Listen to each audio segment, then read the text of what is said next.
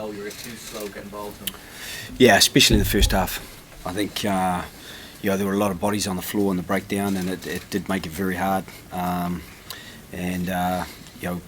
Connor was reaching over, and kind of the ball was slow, and it just made it very difficult for Paddy. And because the ball was slow, they had the initiative of getting off the line, and they did it really well. So Paddy always felt crowded in that first half, whereas I think the reverse was probably true of them. They got some really good quick front foot ball and did a really good job with it.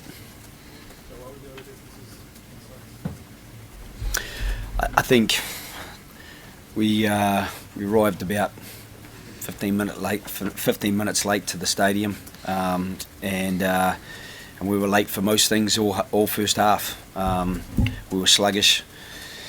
I think we got some really good field position in that first half and didn't convert, and that was frustrating. And at the same time, I felt that they got probably too much room to move, and we were sluggish to close that space down and missed a few tackles.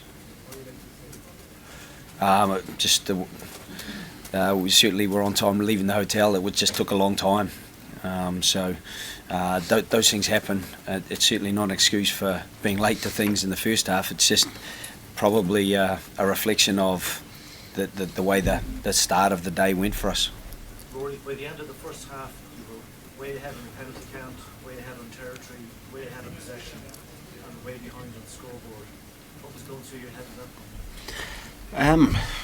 I think the first half was hugely frustrating because basically almost everything we talked about not doing, or what we talked about doing, we didn't do. And we got narrow in defence. We weren't physical. We knew that they would come at us, and we knew we need to get front football. We knew that especially the way their team was set up, that they would come hard at the breakdown. So we knew we had to be accurate there. We had to get our ball carriers across the gain line, and we didn't do any of that. I suppose the only good thing was at half time that we said we hadn't done any of that. So if we could start to do that, we could get our way back into the game, and that was the case. But I just think it was hugely frustrating the way we started that game. If you let a player like Finn Russell have plenty of time at out half to pull the strings and to be able to throw a couple of steps and throw 20-30 metre passes to guys like Hogg, Seymour, Maitland on the wing, you're always going to be struggling a little bit. I think that for us, especially as forwards, that we weren't able to get our spacings, weren't able to get off the line is it's very frustrating. Joe, you described Scotland as unlucky losers here in the Vern Cotter era in the other day. Would you describe yourselves today as unlucky, or is this one something? You make your own luck, to be honest. They made luck when it counted for them. When we made line breaks, even in the second half, we didn't get the separation we needed. Rob put a toe in touch, and that's what happens. I think when Jamie got the pass from Conor Murray going up the middle, they managed to get into the passing channel and get that ball back. We didn't look after it. When Sean O'Brien made the break up the middle, we were just a little bit sluggish getting to him. They did a good job of shepherding players, trying to get to him, and there's three crucial line breaks in the second half that could have given us just a little bit more breathing space, because once we got ahead 22-21, we knew the game was far from over, and that we had to increase the tempo and at least score once more, because we knew that they would create an opportunity at some stage. Joe, how does the defeat affect your chances for the championship? Yeah, it's obviously far from ideal. The defeat is pretty tough to take, but it was always potentially a reality coming here. We knew that these guys have improved. I think VC's done a great job with them. I think we fed their self-belief in the first half, which is dangerous to do. I think that they got more encouraged because they felt that they could open up and play against us, and they did it well. The things that we talked about, we then put into place in the second half, and they didn't score another try. So, that's the major frustration, is that you can try to prepare as best you can, but it's actually what you deliver that will determine a result. And so, as frustrating as it is, we have to take it on the chin. And the championship now looks like a very tough championship to win. But we know we're not out of it. We did pick up that bonus point. I think we've just got to try to go to Italy now and make sure we've got 5 or 6 points out of these first 2 games, and try to really get some momentum into the back half of the championship. So feeding their self-belief is it's unusual for your team to do that, isn't it? I mean, is that how big a problem is that? Yeah, it is a problem today. It was a problem today. It's unusual. We've probably done it a couple of times in the last couple of years, and we've paid dearly for it. And on both occasions, we've fought our way right back into the game. But once you've done that, you've got to be able to go on and win those clutch moments. And there were some clutch moments there that we didn't quite win. We got the field position a couple of times. We got the line breaks, the 3 I mentioned, for example, but didn't convert them. Joe, will you have an option at 10 next week? Yeah, to be honest, I'm not sure at this stage.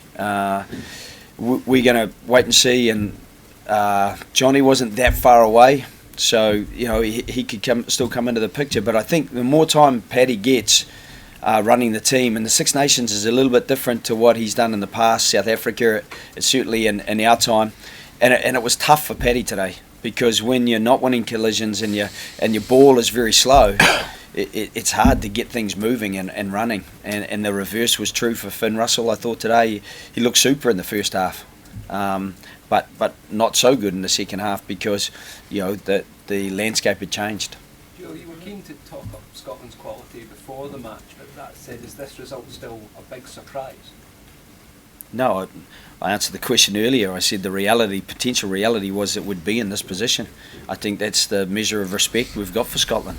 I think there's a number of other teams in this championship who've got a similar respect for Scotland. You saw what they did today. I do think that there were areas of the game that were very much under pressure, and some of what did work for them, we certainly assisted them with by not turning up particularly well in the first half, by not looking after our ball and not being accurate when we had the field positions that we had. But you've still got to make the most of the opportunities you create, and they did a super job of that. Joe, do you have any sense? Was there any sense beforehand what slow start was coming? Was there any worry? No, look, I think we'd prepared well all week. I think, like Joe says, you can prepare as much as you want all week, but obviously the reality is when you take the field, and look, obviously we're late and stuff, but look, we're professionals. We've dealt with various scenarios. Everyone has been in these sort of scenarios before, and look, I think whenever you get into a scenario like that, you rely on the preparation you've done, which we felt was good. And I think part of the slow start was how well they started. We obviously give them access, like I said earlier about our defence, but we had an opportunity to exit. We turned the ball over, and we were probably a little bit sluggish on that line out try that they scored. A little bit of special move where we knew they're a quality side like that, and they'll come up with something different. They'll come up with something unique, and you always prepare for what you've seen before, but you also prepare yourself for something you haven't seen. And I just think that we were a little bit. That probably summed up where we were, just a little bit behind. Myself and Tag in there just didn't quite cover all the bases the way you have to at this level.